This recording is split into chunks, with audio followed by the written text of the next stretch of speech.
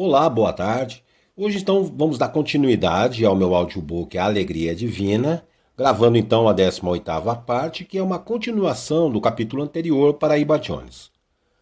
No dia seguinte, assim que acordei, Pedro me chamou para ir até a praia onde o barco de Paraíba Jones estava sendo finalizado, cerca de 1 quilômetro de onde estávamos acampados. Como não era longe, aceitei o convite, desde que fosse uma visita bem rápida. A casa de Paraíba era a única construção naquela praia isolada. Era bem pequena, com um quarto, uma sala, uma cozinha minúscula e o banheiro que ficava do lado de fora.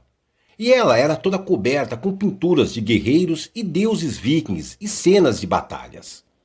Ele não poupou nem o telhado, pintou tudo. Aquela casinha colorida contrastava tanto com a paisagem, chamando tanto a atenção de quem passava pela rodovia Beira-Mar, que acabou ganhando o apelido de salada de frutas. Havia também um pier de madeira, também construído por ele, Paraíba Jones, que se estendia 50 metros para dentro do mar, onde a profundidade permitia ao dracar ficar atracado sem ser afetado pela maré baixa. Quando chegamos, Paraíba estava trabalhando no barco, fazendo os últimos ajustes. Batia um prego aqui, outro ali, esticava o cordame. Não me deu muita atenção, talvez por sentir em mim um certo desprezo. Mas com Pedro era diferente. Ele mostrou as coisas que tinha ido comprar em Maceió naquela manhã em que se conheceram e fez questão de saber a opinião de Pedro sobre cada item, desde os pregos que comprou até os peixes que ele estava defumando do lado de fora da casa, técnica que ele aprendeu pesquisando na internet.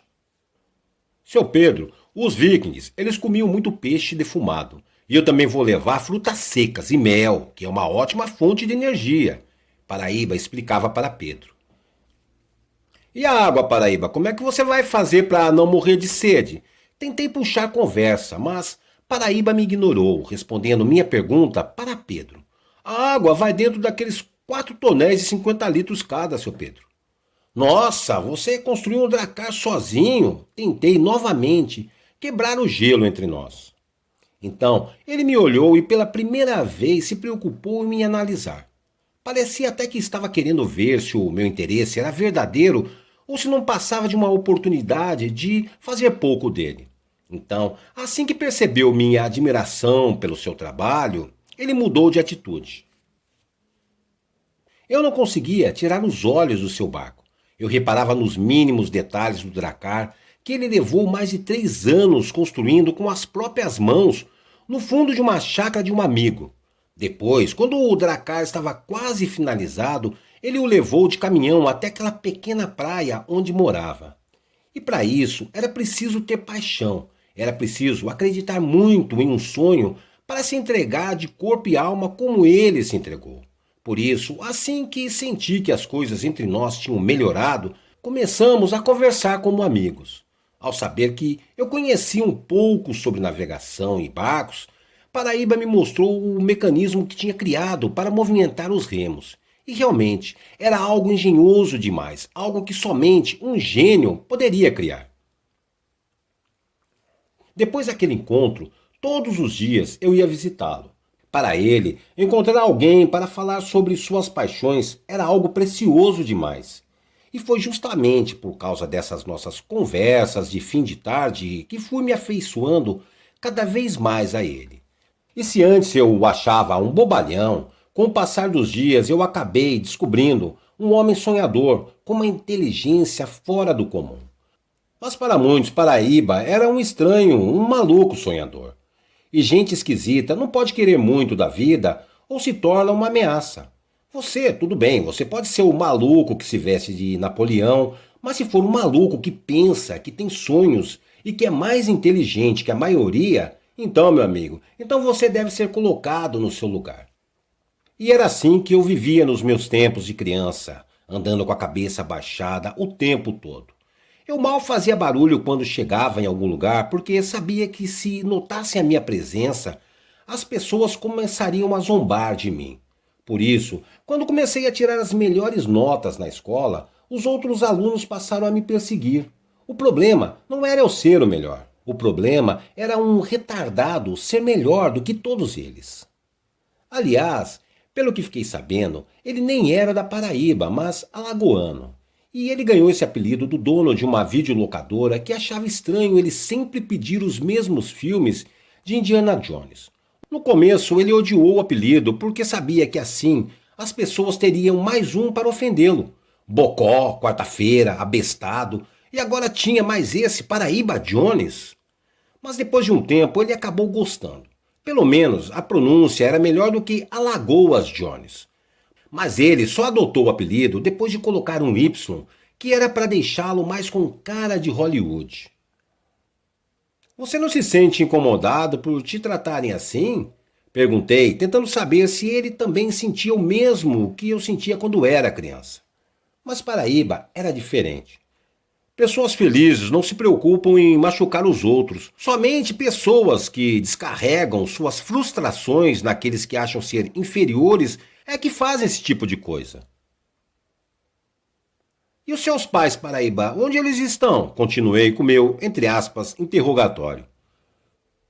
Sem demonstrar emoção, Paraíba contou que não sabia muito deles, só que havia sido abandonado na porta de um orfanato quando ainda era um bebê.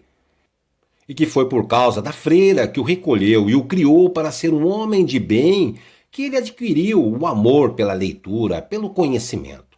Ele lia tudo, lia sobre todas as coisas. Filosofia, física quântica, literatura francesa, mitologias, histórias, enfim, ele lia de tudo. E Paraíba também trabalhou com tudo, como pedreiro, entregador de pizza, lavador de carros e até como pescador. Ele guardava tudo que ganhava, até conseguir comprar um caminhão e trabalhar por conta própria. No começo, ele até pensou em comprar um barco para pescar, mas depois mudou de ideia quando descobriu que com um caminhão ele poderia conhecer lugares que ele só tinha visto por fotografias. E ele viajou por todos os cantos do Brasil até descobrir que aquela vida era monótona demais para ele. Paraíba queria mais, ele queria uma aventura. Ele queria fazer algo tão louco que ninguém no mundo jamais teve coragem de fazer. Cruzar o Atlântico em um dracar. Era incrível, mas o tempo todo passava algum idiota na estrada gritando: "Você vai morrer, retardado!" Mas Paraíba nem ligava. Era como se ele tivesse criado uma espécie de filtro contra as ofensas. Por mais que gritassem, nenhuma daquelas pessoas era capaz de mudar o seu semblante. Porém, quando alguém passava e gritava palavras de incentivo, Paraíba ria e agradecia. Então ele me explicou a diferença. Rodrigo, eu só dou ouvido ao que me faz bem. O mal eu deixo nas bocas de quem me ofende, pois ele é inofensivo, se não pode alcançar a minha alma. O grande dia da partida chegou. Antes, porém, Paraíba vendeu o caminhão, sua casa e tudo o que havia dentro dela e doou todo o dinheiro para o orfanato onde ele tinha vivido. E estava lá, abaixo da sua assinatura no cheque, o seu verdadeiro nome, Albert Galileu, nome que ele ganhou da freira que o recolheu em homenagem a Albert Einstein e Galileu. A notícia de que Paraíba iria partir se espalhou, atraindo gente de todos os cantos. Era estranho, mas agora, depois de tanto tempo sendo ridicularizado, parecia que a imagem do sujeito desajeitado e meio lento, entre aspas, fazia dele o típico herói que todos gostam de cultuar. Claro, muitos estavam ali esperando ver um tremendo fracasso. Mas para a maioria ele era o caçador de aventuras, o sujeito que acreditava tanto em um sonho que estava disposto a enfrentar o imenso oceano. Uma equipe do jornal local tentou entrevistá-lo, mas o tempo era muito curto. Era preciso se atentar aos últimos detalhes. Mas o repórter não entendeu assim. Ô Paraíba, pelo menos fala alguma coisa antes de morrer no mar, porque depois você vai virar comida de peixe, meu cabra. Eu quis tomar satisfação com aquele imbecil, mas Paraíba me segurou. Não ligue, Rodrigo. Ele só está tentando compensar a frustração de não ser atendido por mim. Depois, Paraíba se virou para o repórter e perguntou se ele estava gravando. Imediatamente, o cameraman apontou suas lentes para ele. Então ele falou: "Como dizem por aí, eu sou um retardado com mania de grandeza, mas eu não quero viver só para ter na minha lápide algo como descanse em paz. Eu prefiro que nunca encontrem o meu corpo, que eu morra e seja levado para o fundo do mar, porque assim a minha vida não terá sido uma história comum.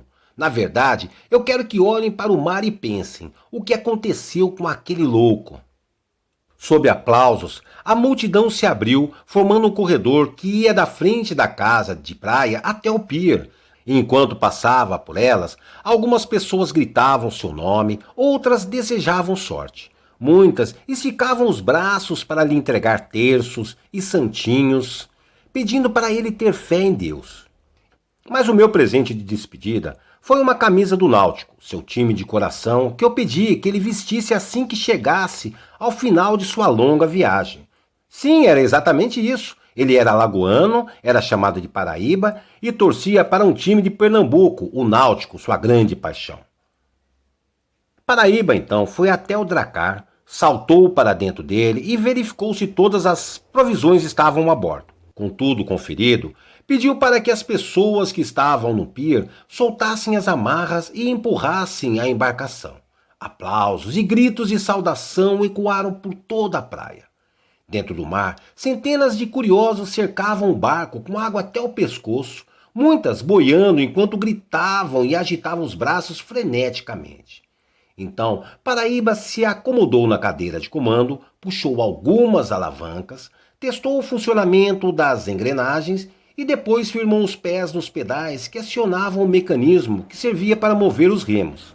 E assim que ele se certificou que estava tudo funcionando bem, ele puxou uma alavanca que ergueu os remos, deixando-os apontados para o imenso céu azul. Todos imediatamente olharam para cima, diretamente para as pontas dos remos, e ficaram assim, por alguns segundos, até que o silêncio foi quebrado pela vibração de alguns meninos de rua que chegaram atrasados, correndo e gritando: "Viva Paraíba Jones, o maior aventureiro de Alagoas!" Os garotos ficaram parados em cima do pier. Eles olhavam para ele com um misto de admiração e tristeza. Eles estavam perdendo um grande amigo, talvez o único amigo de verdade que jamais tiveram. Queriam chorar, mas seguravam as lágrimas. Fingiam estar completamente felizes, pois assim seria mais fácil para ele partir sem o peito apertado pelo adeus. Ainda assim, era triste a despedida. Dava um aperto no peito, uma vontade louca de chorar. Mas que se dane a pose de forte, porque Paraíba chorou ao dar seu último aceno para aqueles meninos. Mas já era hora de zarpar. Paraíba baixou os remos e começou a pedalar aquela engenhoca que ele havia construído com correntes de bicicleta, polias e engrenagens e começou a remar mar adentro. Lento, mas em velocidade constante, o Dracar parecia uma locomotiva cortando as ondas, sempre em frente, nunca recuando. E quando atingiu uma boa distância da costa, Paraíba desenrolou a vela do Dracar, revelando a imagem de uma valquíria cavalgando um corcel branco.